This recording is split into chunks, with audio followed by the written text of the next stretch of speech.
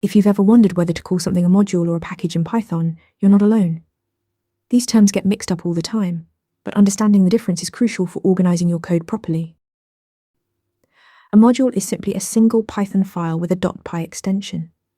It contains Python code like functions, classes, or variables. For example, math.py is a module.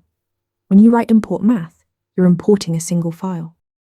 A package, on the other hand, is a directory that contains multiple modules. The key requirement is that it must have a special file called __on___.py.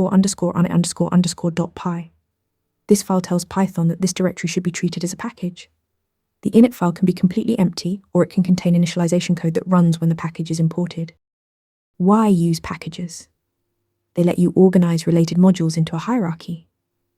Instead of having dozens of loose files, you can group them logically.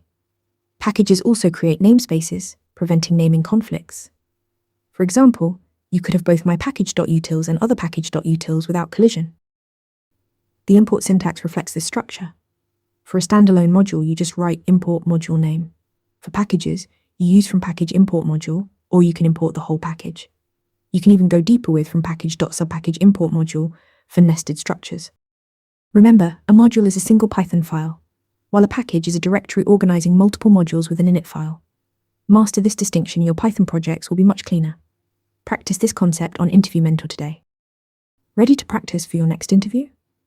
Interview Mentor lets you answer real questions just like this one.